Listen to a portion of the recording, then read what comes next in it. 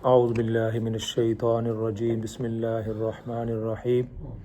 ما كان محمد ابا احد من رجالکم ولكن رسول اللہ وخاتم النبیین وكان اللہ بكل شیء علیما قال النبی صلی اللہ علیہ وسلم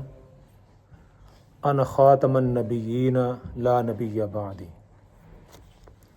قال رسول اللہ صلی اللہ علیہ وسلم لا تقوم الساعة حتى يبعثوا دجالون کذابون قریب من ثلاثین کلہم یزعم انہ نبی وانا خاتم النبیین لا نبی بعدی۔ یہ سورہ احزاب کی ایک آیت کریمہ ہے جو آپ حضرات کے سامنے تلاوت کی ہے۔ اس میں اللہ رب العزت نے دو باتوں کا تذکرہ فرمایا۔ ایک تو یہ ارشاد فرمایا کہ محمد رسول اللہ صلی اللہ علیہ وسلم مردوں میں سے کسی کے باپ نہیں، مردوں میں سے کسی کے باپ نہیں۔ ما کان محمد ابا احد من رجالکم، رجال کہتے ہیں مرد کو۔ اس سے کیا مراد ہے کہ رسول اللہ صلی اللہ علیہ وسلم کی جو اولاد نرینہ تھی، قاسم، طیب، طاہر، 4 بیٹے تھے آپ صلی اللہ علیہ وسلم کے، تو وہ بچپن ہی کے اندر وفات پا گئے۔ تو آپ صلی اللہ علیہ وسلم کے بارک فرمایا گیا کہ مردوں میں سے کسی کے وہ باپ نہیں۔ اس کی ضرورت کیوں پیش آئی؟ ایک غلام تھے زید بن حارثہ رضی اللہ تعالیٰ عنہ، ان کو رسول اللہ صلی اللہ علیہ وسلم نے اپنا منہ بولا بیٹا بنایا ہوا تھا، تو ان کو محمد بن زید بن محمد لوگ پکارتے تھے کہ رسول اللہ صلی اللہ علیہ وسلم کے یہ بیٹے ہیں۔ ان کا نکاح نبی پاک صلی اللہ علیہ وسلم نے اپنی پھوپھیزاد بہن زینب سے کر دیا تھا، تو کچھ وجوہات کی وجہ سے ان کے ساتھ آن بن ہوئی، وہ شادی برقرار نہ رہ سکی، تو انہوں نے طلاق دے دی۔ تو طلاق کے بعد رسول اللہ صلی اللہ علیہ وسلم نے ان کی جو بیوی تھی ان کے ساتھ نکاح کر لیا۔ یہ دیکھیں کہ جب بیٹا کسی کے ساتھ، کسی عورت کے ساتھ نکاح کر لیتا ہے تو باپ اس کے ساتھ نکاح نہیں کر سکتا، یعنی سسر کی شادی، اگر وہ بیٹا طلاق بھی دے دیتا ہے تو سسر کی اس کے ساتھ شادی نہیں ہو سکتی، یہ محرم میں کے اندر شامل ہو جاتا ہے۔ اور جس طرح ساس کے ساتھ اگر آدمی نے شادی کی کسی عورت کے ساتھ تو طلاق ہوگی، اب یہ نہیں ہو سکتا کہ اس کی جو والدہ ہے اس کے ساتھ وہ شادی کر لے، رشتہ تو ختم ہو گیا، میاں بیوی کا جو تعلق تھا وہ ختم ہو گیا، اور تو لیکن وہ اس کے ساتھ جو ساس ہے، ساس کا جو رشتہ ہے وہ ابدی ہو جاتا ہے، وہ ابدی نامحرم ہو جاتی ہے۔ اسی طرح سسر بھی اس کے ساتھ ویسے تو کوئی تعلق نہیں ہوتا، لیکن وہ بھی اس کے لیے محرم بن جاتا ہے کہ اب اس کے ساتھ سسر کے ساتھ کسی کی شادی نہیں ہو سکتی، کیونکہ بعض دفعہ بچیاں جوان ہوتے ہیں، سسر بھی ایسے ہوتے ہیں کہ جوان ہوتے ہیں، اور سسیں بھی آج کل تو وہ بھی جوان ہی ہوتی ہیں۔ اگر 19 سال کی لڑکی ہے اس کی شادی ہو گئی، 35 سال کی جو والدہ ہے وہ بھی جوان ہی ہوتی ہے، اگر کوئی طلاق ہو یہ نہیں کہ اس کی والدہ کے ساتھ نکاح اگر ایسے نہیں ہو سکتا، تو یہ اس کے ساتھ نکاح حرام ہوتا۔ جب نبی پاک صلی اللہ علیہ وسلم نے ان کے ساتھ نکاح کیا تو بڑا شور مچ گیا کہ رسول اللہ صلی اللہ علیہ وسلم نے اپنے بیٹے کی جو بیوی تھی متعلقہ اس کے ساتھ نکاح کر لیا۔ تو اللہ رب العزت نے اس کا رد کیا کہ کوئی بھی منہ بولا بیٹا نہیں بن جاتا، کسی کے کہنے سے کہ یہ میرا بیٹا ہے، بیٹا نہیں بن جاتا۔ تو رسول اللہ صلی اللہ علیہ وسلم نے جب نکاح کیا تو وہ آپ صلی اللہ علیہ وسلم کا حقیقہ زید بن حارثہ آپ کے حقیقی بیٹے نہیں تھے۔ تو اللہ رب العزت نے اس کے اندر یہ مسئلہ بیان کر دیا کہ اگر منہ بیلا جو بیٹا ہوتا ہے وہ بیٹا نہیں ہوتا، اس کی جو اگر اس نے کسی کے ساتھ شادی کی ہے تو اس کی جو بیوی تھی جو طلاق ہوگی تو اس کے ساتھ آدمی نکاح کر سکتا ہے۔ اس کے اندر ایک بات تو یہ بتائی، اور دوسری اسی آیت کے اندر رسول اللہ صلی اللہ علیہ وسلم کی ختم نبوت کا مسئلہ بھی اللہ رب العزت نے بیان فرما دیا کہ رسول اللہ صلی اللہ علیہ وسلم اللہ رب العزت کے آخری نبی ہیں، وہ خاتم النبیین ہیں، ان کے بعد کوئی نبی نہیں۔ رسول اللہ صلی اللہ علیہ وسلم نے اپنی بہت ساری احادیث کے اندر بھی اس کا تذکر فرمایا کہ انا خاتم النبیین لا نبی بعدی، میں آخری نبی ہوں اور میرے بعد کوئی نبی نہیں۔ اور آپ صلی اللہ علیہ وسلم نے یہ بھی شائع فرمایا کہ لا تقوم الساعۃ حتی یبعثوا، قیامت اس وقت تک قائم نہیں ہوگی، قیامت اس وقت تک قائم نہیں ہوگی حتی یبعثوا دجالون کذابون قریب من ثلاثین، کہ قیامت سے پہلے پہلے ایسے دجال اور کذاب اور جھوٹے لوگ پیدا ہوں گے، انہم یزعموا انہ نبی، وہ کیا گمان کریں کہ وہ نبی ہے۔ تو ایسے بہت سارے لوگ گزرے ہیں۔ رسول اللہ صلی اللہ علیہ وسلم کی حیات کے اندر ہی ایک شخص تھے، اس کا نام تھا مسیلمہ، اس کو بعد میں کہا مسیلمہ کذاب، رسول اللہ صلی اللہ علیہ وسلم اس کو کذاب کا لقب دیا کہ یہ جھوٹا ہے۔ جب اس نے رسول اللہ صلی اللہ علیہ وسلم کی زندگی کے اندر ہی اعلان کیا تو بے شمار لوگ اس کے ساتھ بھی جو ہے نا اس پر ایمان لے آئے، اس کے پاس ساتھ چلے گئے کہ یہ بھی نبی ہے۔ تو جو انسان ہیں، جو لوگ ہیں، وہ کوئی بھی کوئی دعویٰ کرے نا تو اس کے ساتھ پیچھے چلنا شروع کر دے۔ اس وقت جب رسول اللہ صلی اللہ علیہ وسلم اپنی حیات ہے، موجود تھے، تو ایک آدمی نے کہا کہ میں نبی ہوں، تو لوگ اس کی طرف دوڑ پڑے۔ پر اس کو رسول اللہ صلی اللہ علیہ وسلم نے اس کے قتل کا حکم دیا، اور اس کو جس نے شخص نے قتل کیا ان کا نام تھا وحشی، حضرت وحشی رضی اللہ تعالیٰ عنہ۔ وحشی وہ صحابی ہیں جنہوں نے حضرت حمزہ رضی اللہ تعالیٰ عنہ کو قتل کیا تھا۔ تو جو رسول اللہ صلی اللہ علیہ وسلم کے بڑے پیارے چچا تھے، آپ صلی اللہ علیہ وسلم کو سب سے زیادہ پیار اپنے جو چچا ہے نا حضرت حمزہ کے ساتھ تھا۔ یہ آپ صلی اللہ علیہ وسلم کے ہم عمر بھی تھے تقریباً، اور پھر ساتھ یہ ہے کہ ان کے ساتھ آپ صلی اللہ علیہ وسلم کا تعلق بھی بڑا تھا۔ تو انہوں نے جو وحشی ہے، انہوں نے جب جنگ احد کے اندر حضور صلی اللہ علیہ وسلم کے چچا حضرت حمزہ رضی اللہ تعالیٰ عنہ کو شہید کیا۔ یہ بعد میں اسلام لے آئے۔ جب اسلام لے کر آئے تو رسول اللہ صلی اللہ علیہ وسلم کی خدمت کے اندر پیش ہوئے، تو آپ صلی اللہ علیہ وسلم ان کے اسلام کو قبول کر لیا، لیکن آپ نے فرمایا کہ وحشی تم بس میرے سامنے نہ آیا کرو، ایمان تم لے آئے ہو، تمہارا ایمان بھی قبول ہے، لیکن جب تم میرے سامنے آتے ہو تو مجھے اپنے چچا کی وہ شہادت یاد آ جاتی، اور شہادت بھی ایسی تھی کہ آپ کا ناک بھی کاٹ لیا گیا، کان بھی کاٹ لیے گئے، آپ کا دل بھی نکال لیا گیا، جو دل نکال کے اس کو چبا لیا گیا۔ تو بڑی دردناک قسم کی آپ صلی اللہ علیہ وسلم حضرت حمزہ کی شہادت ہوئی۔ تو انہوں نے وحشی نے حضرت حمزہ رضی اللہ تعالیٰ عنہ کو قتل کیا تھا۔ تو ان کے بارے میں آتا ہے کہ انہوں نے زندگی کے اندر ٹھان لی کہ میں کوئی ایسا کام کروں گا کہ جو ہے نا رسول اللہ صلی اللہ علیہ وسلم مجھ پر خوش ہو جائیں، اور یہ جو میرے پر داغ جو ہے حضرت حمزہ کی شہادت کا ہے یہ ختم ہو جائے۔ تو اللہ رب العزت نے ان کو یہ شرف عطا فرمایا کہ انہوں نے مسیلمہ کذاب کو جا کر قتل کیا۔ تو رسول اللہ صلی اللہ علیہ وسلم نے یہ فرمایا کہ اس طرح یہ جو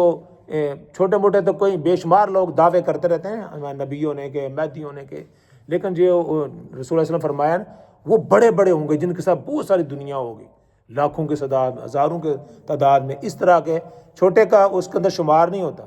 تو ثلاثین جو ہیں یہ بڑے بڑے ہوں گے۔ پاکستان میں اور انڈیا میں ہمارے جو بر صغیر کے اندر جو سب سے بڑا کذاب اور دجال یہ مرزا غلام احمد قادیانی، اس نے دعویٰ کیا، اور یہ اس وقت اس کا پوری دنیا کے اندر ایک نیٹ ورک ہے، یہاں اس کا ہیڈ کوارٹر ہے اپنا لندن کے اندر،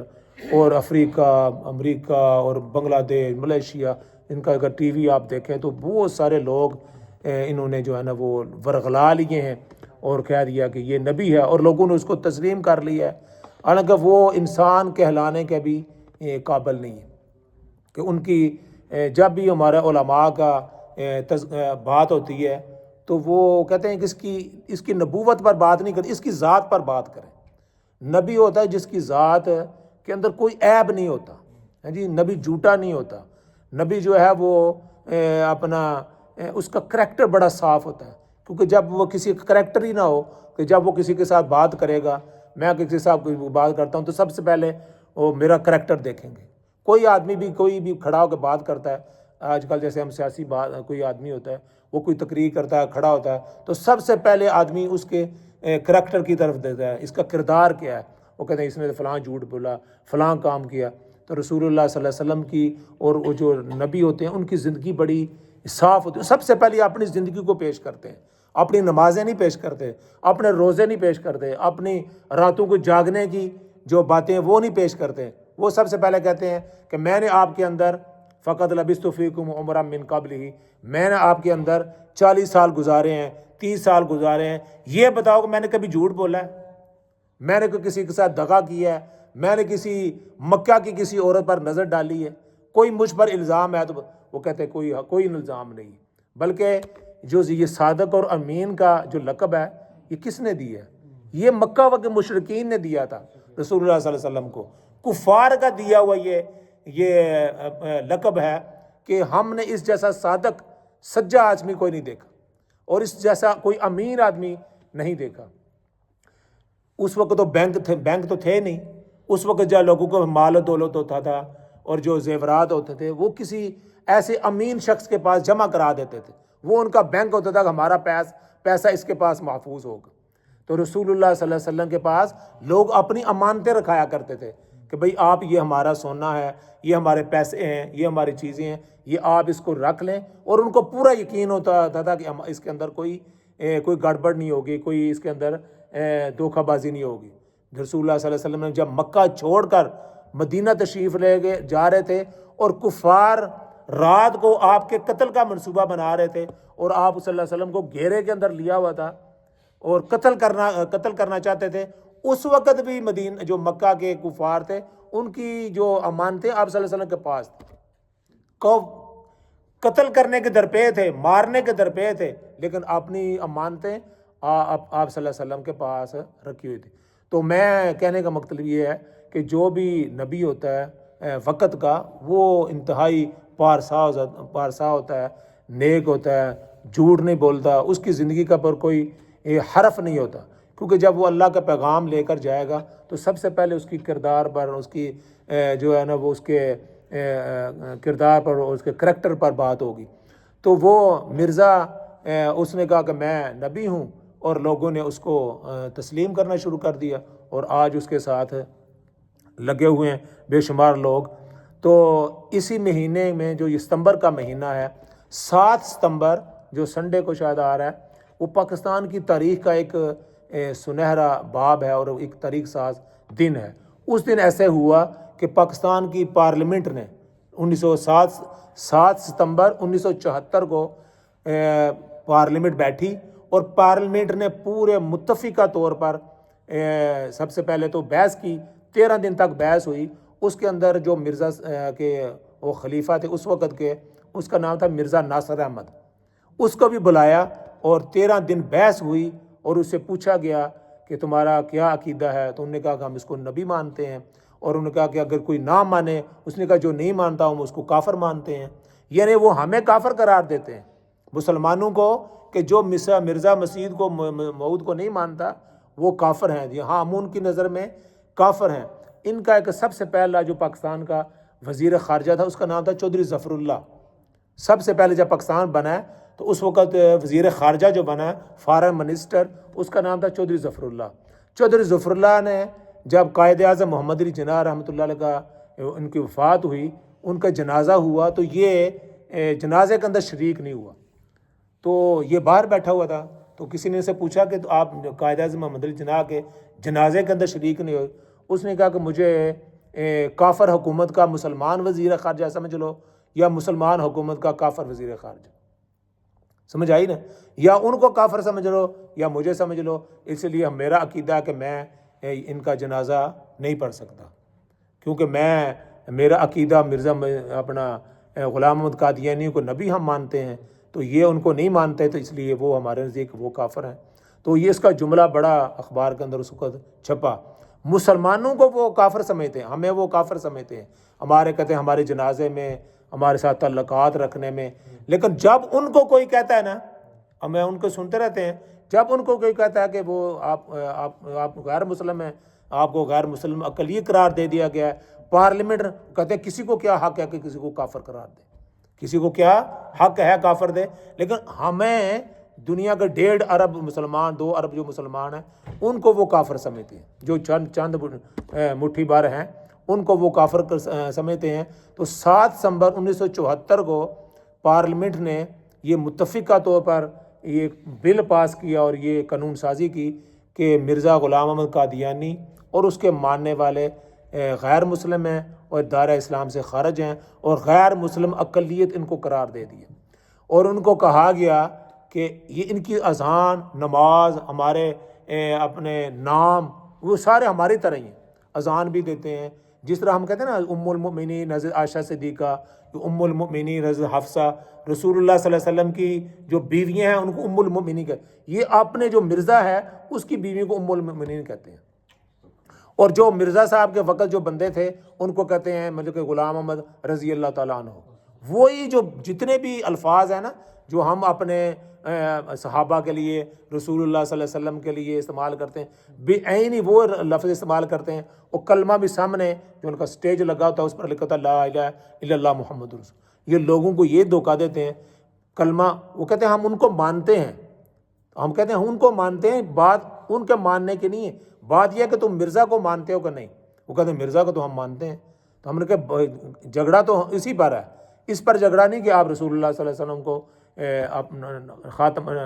نبی مانتے ہیں، مسئلہ یہ ہے کہ آپ ان کے بعد کسی کو مانتے ہیں، ہاں جی ان کے بعد ہم ان کو مانتے ہیں۔ تو رسول اللہ صلی اللہ علیہ وسلم نے فرمایا انا خاتم النبیین لا نبی بعدی، میں آخری نبی ہوں، میرے بعد کوئی نبی نہیں ہے۔ اور آپ صلی اللہ علیہ وسلم نے الفاظ کے ساتھ بھی یہ الفاظ کو تروڑ موڑ کے اپنے حق میں بھی کرنا چاہتے ہیں، لیکن رسول اللہ صلی اللہ علیہ وسلم نے مثالوں سے بھی سنایا۔ ایک مثال بیان کر کے بات ختم کرتے ہیں۔ رسول اللہ صلی اللہ علیہ وسلم فرمایا میری مثال ایسی ہے، یہ بھی یاد رکھیں، میری مثال ایسے ہے جیسے کسی نے ایک بہت بڑا محل بنایا ہو۔ کیا بنایا ہو؟ ایک بہت بڑا محل بنایا ہو، اور لوگ آ کر اس کو دیکھتے ہیں، وہ کہتے ہیں ماشاءاللہ ماشاءاللہ کتنا خوبصورت محل ہے، بہت ہی شاندار ہے، اور اس کے ایک نکر کے اندر ایک اینٹ جو ہے کی جگہ خالی ہوتی ہے، تو ہر آدمی کے آ کر کہتا ہے کہ پورا محل تو بہت خوبصورت ہے، اگر یہ ایک اینٹ جو ہے نا یہ بھی اگر لگا دی جاتی تو کتنا خوبصورت، یہ کمپلیٹ ہو جاتا اور کتنا خوبصورت ہوتا۔ تو رسول اللہ صلی اللہ علیہ وسلم نے فرمایا کہ وہ اینٹ میں ہوں، آخری اینٹ میں ہوں۔ اللہ رب العزت نے آدم علیہ السلام سے لے کر اس وقت تک جتنے انبیاء بھیجے ہیں جی، یہ اس کی مثال ایک محل کسی ہے، اور آخری اینٹ اس کی وہ میں ہوں، انا خاتم النبیین لا نبی بعدی۔ اگر کسی کو خاتم پر یہ جھگڑا کہ جی خاتم کا یہ معنی ہے اور خاتم کا معنی یہ ہوتا ہے، خاتم کا معنی ویسے جو علماء نے بیان کرتے وہ یہ ہوتا ہے کہ جب آدمی خط لکھتا ہے اور خط بند کرتا ہے اور اس پر جو مہر لگاتا ہے آخری مہر وہ ہوتی ہے، اس کے بعد وہ بند ہو جاتا ہے، نہ اس کے اندر کوئی چیز آ سکتی ہے نہ کوئی جا سکتی ہے۔ تو رسول اللہ صلی اللہ علیہ وسلم انبیاء کا جو سلسلہ شروع ہوتا اس کے ختم کرنے والے ہیں، آپ کے بعد کوئی نبی نہیں ہے۔ حضرت عیسیٰ علیہ السلام، وہ اس ایک دھوکہ یہ بھی دیتے ہیں کہ حضرت عیسیٰ علیہ السلام وہ تو آئیں گے، آپ اس کو مانتے ہیں؟ ہم نے کہا بالکل مانتے ہیں، لیکن وہ پہلے کے نبی ہیں، وہ بعد میں آنے والے نبی نہیں ہیں، وہ تو پہلے کے نبی ہیں، ان پر تو کیا، وہ تو پہلے بھی نبی ہیں اور نبوت اپنی کر کے چلے گئے ہیں۔ اس کے بعد آئیں گے وہ ایز اے حضور صلی اللہ علیہ وسلم کے امتی آئیں گے، ایز اے اپنی نبوت نہیں چلائیں گے کہ میں اب نبی آ گیا ہوں تو میں اپنا میری نبوت کو مانو، نہیں، وہ پہلے سے نبی ہیں، اس کا ہم احترام کرتے ہیں۔ بات یہ ہے کہ وہ آپ صلی اللہ علیہ وسلم کے بعد کوئی نبی پیدا نہیں ہوگا، کوئی نیا نبی پیدا نہیں ہوگا، آپ صلی اللہ علیہ وسلم آخری نبی ہیں۔ اللہ رب العزت نے آپ صلی اللہ علیہ وسلم پر نبوت کو ختم فرما دیا ہے، تو اس پر بھی ہمیں اپنی پورا ایمان ہونا چاہیے اور پوری پختگی ہونی چاہیے، پورا یقین ہونا چاہیے، کیونکہ یہ آج کل بہت ان کا زور چل رہا ہے اور لوگوں کو دھوکہ فریب، جس طرح باقی مسائل ہیں، باقی فتنے ہیں، ان میں سے ایک فتنہ یہ ہمارے ہیں۔ تو اس کو